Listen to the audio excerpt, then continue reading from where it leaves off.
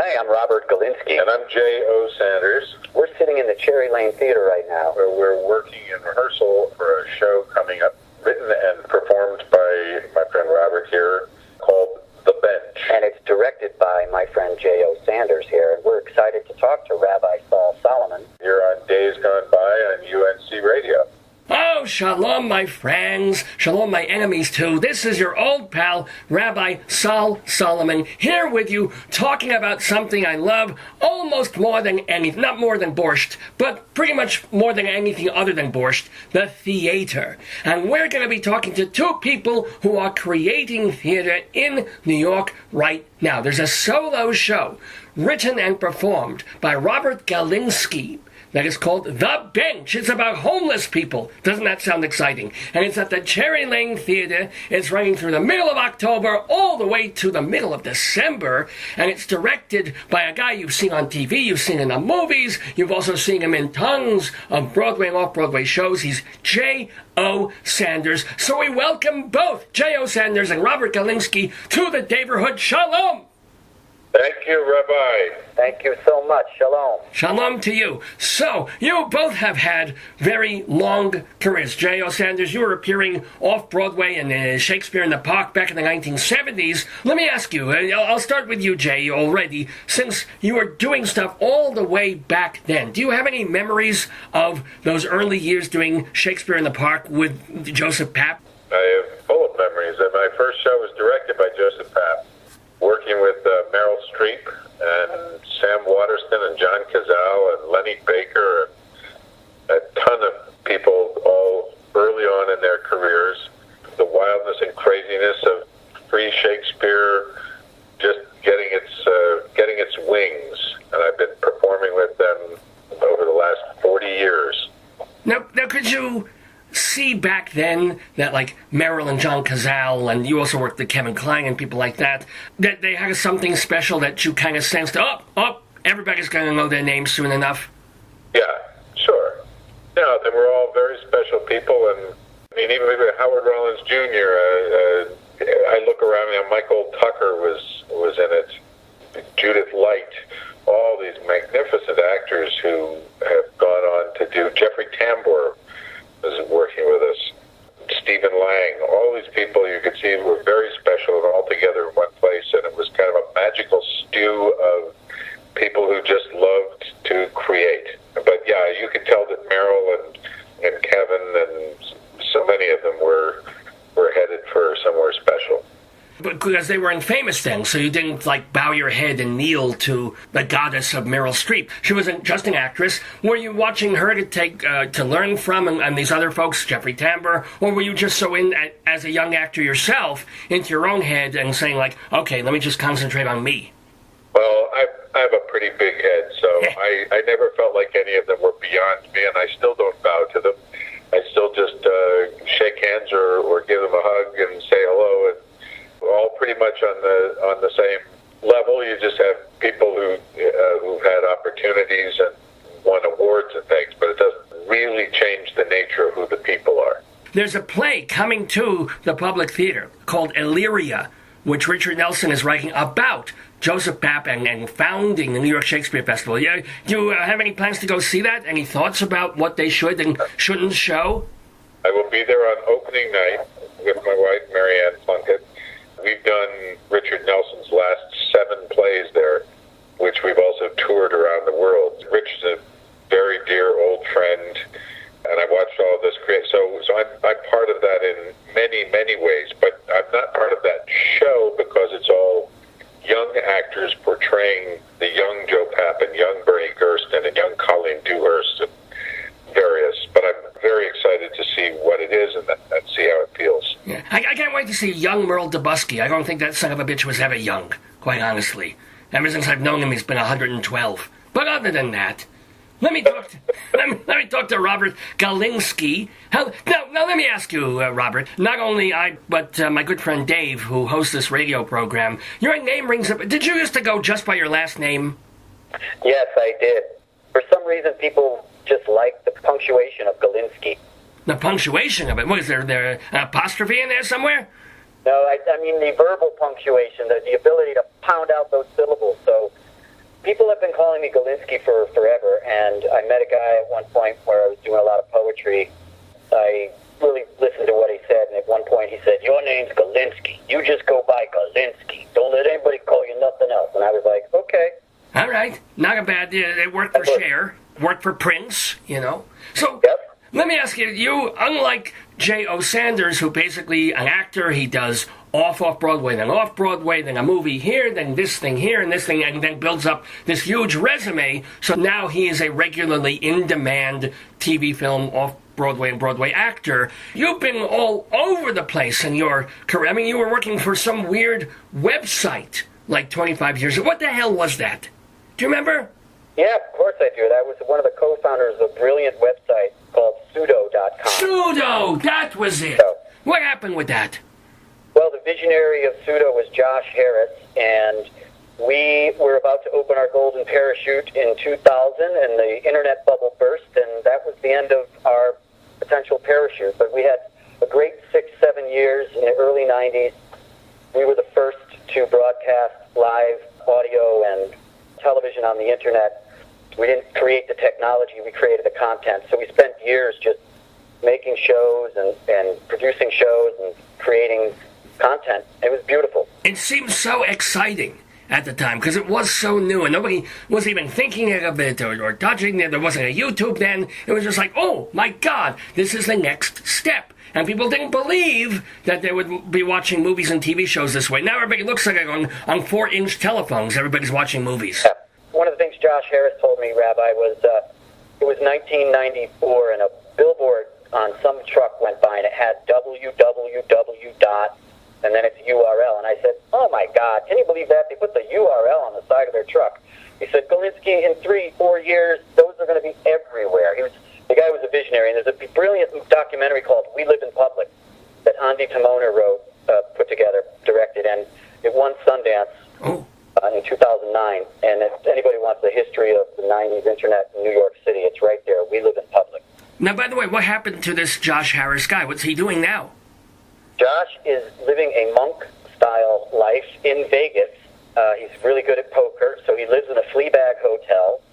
He pays $300 a month rent. He plays poker to pay his rent. And he's bubbling up the next whatever brilliant idea he has. It's something called the Wired City, where people will do what we all do separately, but all under the same roof. Okay. Yes. Not quite the answer I was expecting, but I was sort of expecting rich or dead, and this is somewhere in between.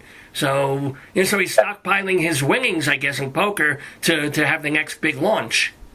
Yeah, his fortune was spent on Pseudo.com, and he's infamous and he's famous for that, but right now he's just putting his head down and working on the next thing, laying very low. Now, let me stay with you, Galinsky, because, okay, this is a thing that happens. The dot-com busts, and you were all involved with Pseudo, and we're talking now 20 years ago. What happened to you then? How do you move on from expecting that your whole next 10, 20 years is going to be doing this company, and then, boom, you're out in the world? What did you do with yourself? It's hilarious, as I got a job, this first job I ever had where I had a desk, and it lasted for about a year and a half with a nonprofit called Art International by a woman named Noreen Tomasi, and her whole thing was to create grants and facilitate grants for artists to travel internationally back and forth to the United States. And the first day I got hired on the job, she said, I want you to know something. I know you come from the dot-com world, but here we show up at 9 and we leave at 5 p.m.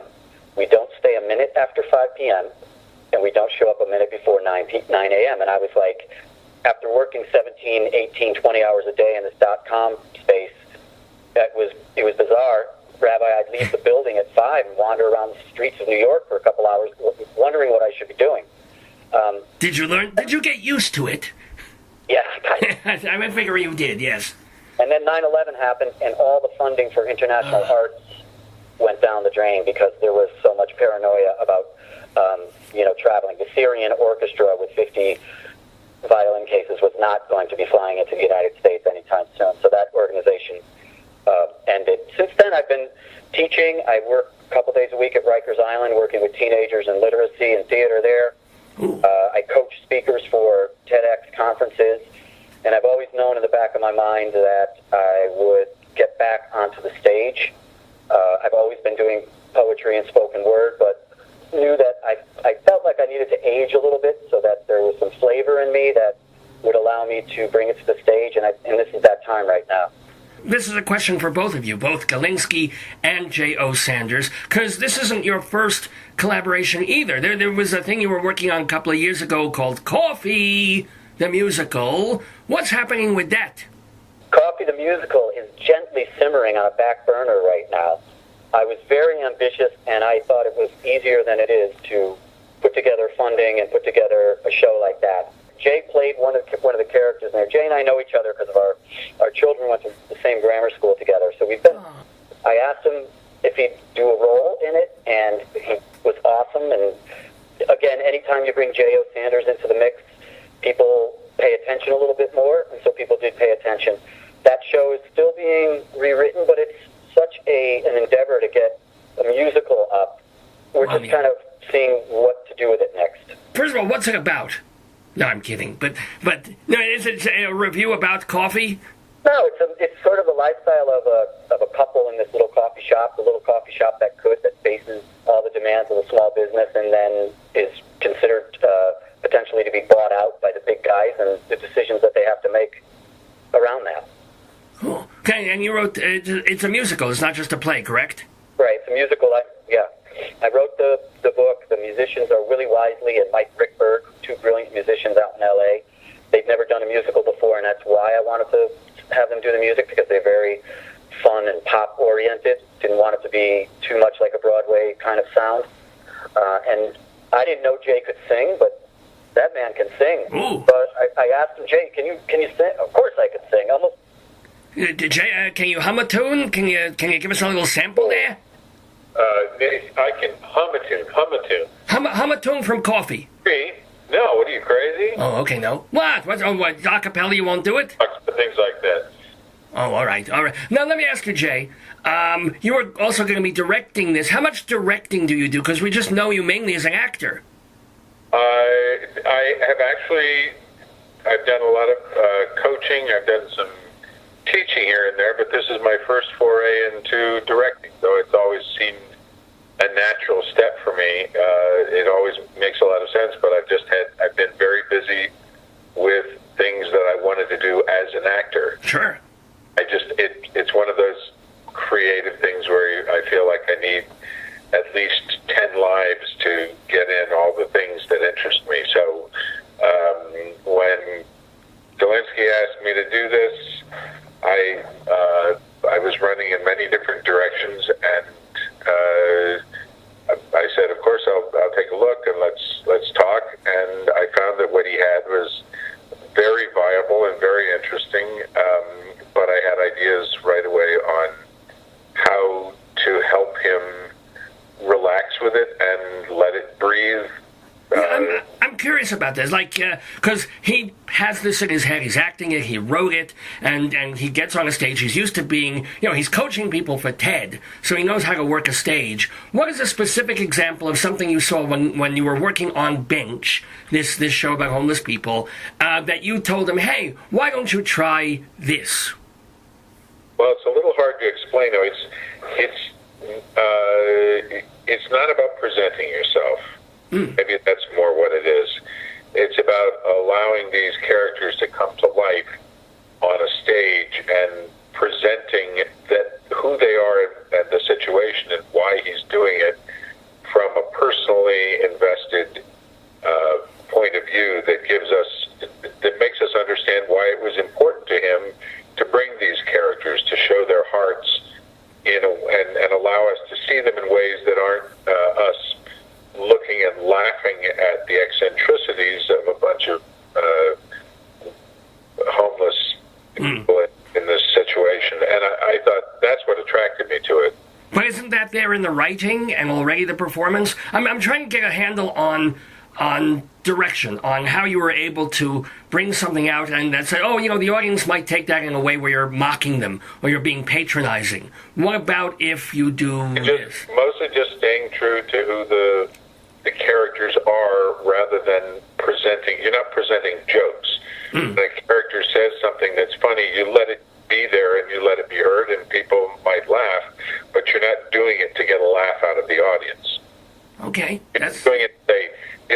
funny that this person would say that. You're allowing the audience to hear and come to know this person, which is funny, but it's also sad, and it's also enlightening, I guess, is the point. And Robert had a series of voiceovers that tied things together, introducing different characters. And I said, I don't think you want something that takes us away from this. You don't want some voice of God, even though we recognize it's you. We don't want a voice of God telling us about these people. We want you, who wrote this, who needed to do it, who's performing and becoming these people in front of us, to express from your heart why it is you wanted to, why it is you cared about it. And I think that's what the audience will be drawn most to. Otherwise, you're telling them something about it rather than allowing them to come to an understanding and bring their hearts to the table. We are talking about the show Bench, which is at the Cherry Lane Theater. It's starting October 15th. It runs through December 17th. So you've got like a 2-month run on this. Is it a full performance 8 times a week kind of a thing? We're just doing once a week. Once a week. I'm sorry. When? What nights? When? And cover it on Sunday nights, 7 p.m. 7 p.m. and it only runs about 50 minutes. And it's it's an easy thing. Come in. It's a small space. It's intimate. It's all the good things that live theater can be. It allows you to be in a room with a group of people and this group of characters to share this experience of knowing these people you would otherwise walk past. And you'd want to stop and look because you're curious, but you don't want to gawk at people, and they don't want to be gawked at. So it allows us a privacy, an intimacy with these people of just being here and hearing from them as they talk to each other, not as they perform for us. And that's for 50 minutes. It's painless. It's enlightening. Galinsky's written and performs some beautiful stuff, full of observations from these people who he's come to love, and I think he'll make you, certainly me, love them too. Now, let me ask you, Galinsky, about this. As someone who has done a solo theater performance himself, when you had your first draft of The Bench, was it 2.5 hours long? Actually, other way around. It was 20 minutes long. Oh. And when the first time we performed it, the title of the piece was 20 Minutes on a Bench, to very clearly let everybody know how long they were going to be sitting there. And over the years, it's just become more full. As I've talked to people and have performed it, it's gotten longer than it was actually 30 minutes on the bench. And Jay says it's 50. I think it's pushing 55 right now. I'm happy for it to be an hour if it means that we're breathing. Yeah. It's about that kind of thing. We don't want it to be rushing through this look at people. We want it to be settling in the room with these people in a safe, loving, enlightening, provocative, and at times funny, because human beings are funny under pressure. And by the way, as long as you keep it under 60 minutes, you can go into the fringe festivals. You have a lot of options, a bit more than if you. Absolutely. Yeah. Oh, it's very versatile, and it's the kind of thing would be brilliant with colleges, any kind of institution. A lot of possibilities for it. I've read one of the things that Jay's done for me was with the voice. There were voiceovers, like you said, voice of God in there. He's really allowed me to become part. Let the world know why I need to do this show, why I need to tell this, and it's taken it from a place where it was a bit cumbersome. We'd step out of the characters talking, and all of a sudden you'd hear somebody in the speaker talking, and now that's gone. It's a great shift, and it's a challenge for me too. Well, let me ask you, Galinsky. I'm sorry. What you were going to chime in? What?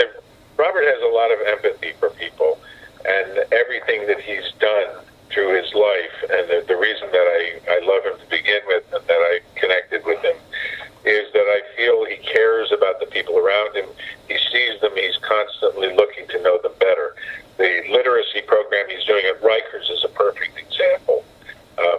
That the point of engaging is you're taking people who are flawed, who are having a rough crack in their lives, and you're trying to connect with why they are just like us, but in different circumstances, and connect with their hearts. And I think that Robert has not only a facility for it, but he has a drive for it. And that's what I think this show is about. That's why I wanted to become a part of it. And speaking of people who are a part of this show, it's hard not to mention that one of the producers on board of this is Chris Noth, who everybody knows from The Law and Order. How did he get involved? I've been in the philosophy of just ask. So one of my associate producers and colleagues, Shannon Han, has been working with him on The Good Wife for a number of years. She's friends with him. She introduced me a couple times, and I just asked. I sent him materials. He looked it over. He said, "Wow, this is great." Similarly to what Jay felt, he thought it was something that the world should hear and see more of. And so it was just simply to ask. And the same thing with Shabaka Henley, a friend of mine, supports my work. And it's a beautiful thing about Jay, Chris, and Shabaka getting behind this, and even Terry Schnook, my producer. It's just believing in other people, and I do that as well in my life, and try to support and share with people that I believe in as well. And I'm honored and thrilled that all these guys have said they believe in what I'm doing. They believe in my talent. They believe in my heart. They believe in this particular project, and they'd like to see it get to another level, or at least let the world see it for this run. How directly based on actual people are the characters in the bench? Did you investigate? Did you talk with a bunch of homeless people? Were you taking notes? Or are these really inventions based on composites of people that you've just seen around New York for the past 50 years? The characters are all based on real people that I've met. Depending on the character, there's a lesser degree of actual details. And so there's a few characters that are composites of people that I've met, but each one is somebody that I met, is somebody that I had contact with. I spent a couple of years in New Haven before I came to New York, sitting on benches in New Haven. I was fortunate enough to live in a theater, in the basement of a theater, and not have to pay rent for 2 years. Amy Seaham had a theater called the Performance Studio where we did our version of Shakespeare in the Park, Shakespeare on the Green in New Haven and Stamford.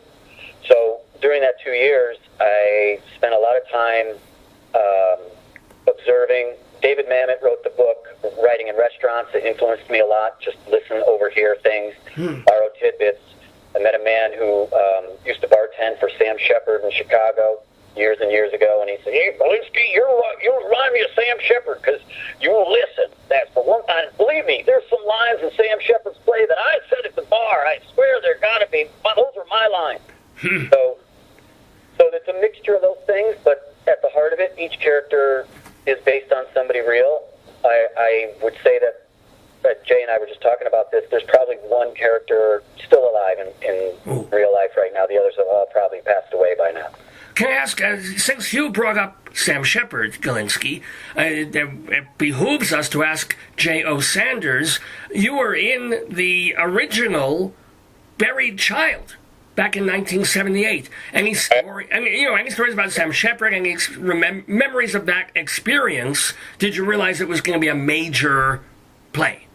I was not in the original. Oh. I was in the New York premiere, but the original is actually at the Magic Theater in San Francisco. Oh, right, yeah. And I know guys, Evie Rose Smith and James, but friends who worked for years with Sam out at the Magic. I actually had a friend who was the costume designer on that production, and I happened to be working at ACT in San Francisco at the time. She walked me across the stage, but I had no idea what it was about. I just knew it was a new Sam Shepard.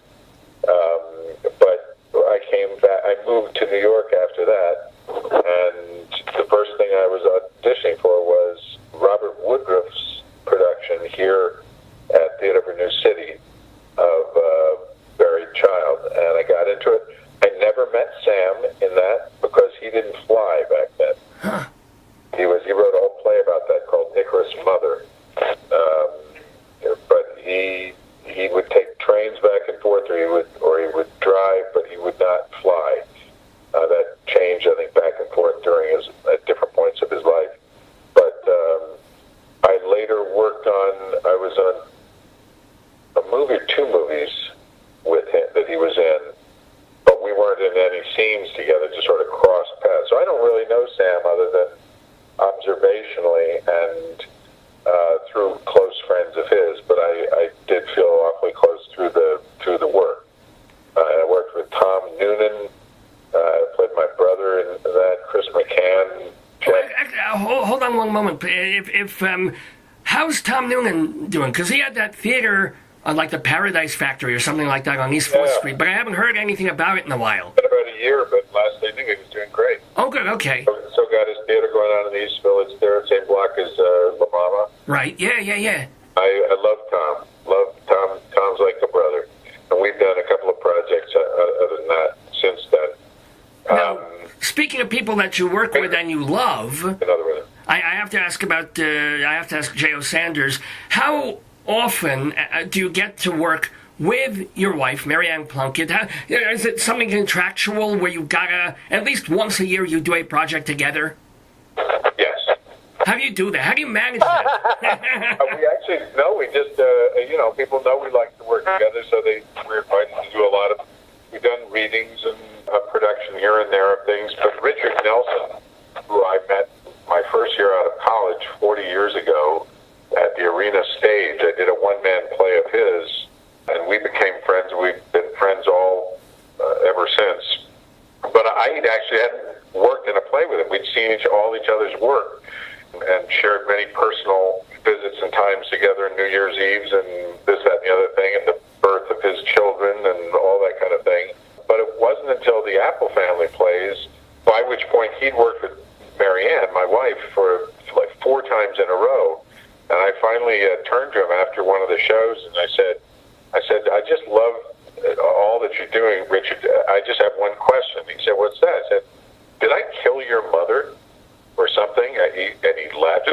What are you talking about? I said, because I haven't worked with you again in all these years. 35 years later, and he laughed. And, yeah. 2 weeks later, he asked me to do the first reading of that Hope He Change You thing, which was the first Apple play. It had been written, one of the characters was written very much for Marianne.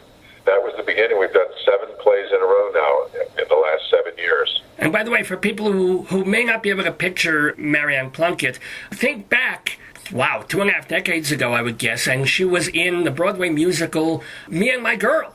Me and My Girl, that's right. I remember that. Also replaced Bernadette Peters in Sunday in the Park with George. Whoa. And she played she replaced Agnes in Agnes of God. She replaced Carrie Fisher, who had replaced Amanda Plummer. She's a Tony winner as well, right? Yeah, she won a Tony for Me and My Girl. That's probably the great success of my life, is having met her and developed that relationship and partnership. It's so great to have an artistic partner who is also your partner in all other things in life. When people say I'm envious, I go, well, you should be, because I don't know how I managed to be so lucky, but it certainly changed my life. Being both in the same profession and raising kids, all these. Well, and there's a whole other thing. What? We have a son who's now 23, and he just got cast in his first big thing, playing the central kid, the autistic kid in The Curious Incident of the Dog in the Nighttime, and Kansas City rep. So Mazel. First big deal is getting his equity card and everything, playing this central, amazing, fascinating, brilliant young kid in this thing, and out of town, so he gets to revel in learning. I mean, it sounds wonderful, and it's a really, really interesting, exciting play. By the way, I saw that on Broadway a couple of years ago. Let me ask Robert Galinsky, but I don't want to leave you out too. You have done collaborations with a friend of the Daverhood, as we call her, a musician, a singer, songwriter, who was on the program, oh my gosh, it must be a decade ago now, named Athena Reich. How's she doing? And what is she up to? She's great. Athena just had a baby, I think, a year and a half ago. Athena and I, she's wonderful. Athena and I volunteer with another incredible organization called the Lollipop Theater. And Lollipop, what they do is they screen first-run movies to children in hospitals who can't get out of their beds to go see the movies, or children in hospitals who are terminally ill and will never get out. So Lollipop arranges for red carpet, popcorn. Sometimes they bring in the stars of the film, and they screen the film, sometimes individually in the kids' rooms, or if the kids are able to, at least come into a common area. And so Athena and I help screen those films with Lollipop. Evelyn Iacolano runs that program. It's brilliant. And she and I make music. She's a great musician. She's an incredible improviser. Athena's just a super powerhouse and great spirit. Cool. It's always nice to hear how friends of the Daverhood, those are folks who have appeared on this radio program, we call them Friends of the Daverhood, how they're doing. So it's lovely to hear that. And what else are you working on, Galinsky? Because you probably have 4 other things that you're doing at the same time. Rabbi, I finally decided to go vertical and not lateral. I beg your pardon? I'm concentrating on the bench. I have this golden opportunity in front of me to work with J.O. Sanders, who I've always looked up to, both as a friend and as somebody in the industry. And everything he said so far is everything I'm learning. Some of it's a refresh on some of the stuff I may have learned from some of my other great teachers, but a lot of it is just new and it's exciting. So I'm focusing on the bench. Okay. I think the bench also has the possibility to be the next big Netflix series, and not as a one-man show, but as a fully cast show. Oh. A very gritty, rough look at life on the street, with a lot of issues that connect to people who are not homeless. So that's where I feel like this thing will evolve into. I look up to Jay, and I want to do what he's done. I want to take this thing, and I want it to astound people. I want it to make people exciting and happy. And I wanted to see it grow into something that potentially can run on television after we tour the country, colleges, universities, and whatnot. Well, you can get your first look at the bench these 2 months, from October 15th through December 17th at the Cherry Lane Theater. It's on Sunday nights. It's called The Bench. Robert Galinsky stars. He also wrote the piece. It's directed by J.O. Sanders. Last question for each of you here on Dave's Gone By. Politically, I assume you guys are kind of left-leaning, in a sense. How have you managed to make it through the past few months in America? With friends. With the love of each other, with people, I think we're all holding our heads together.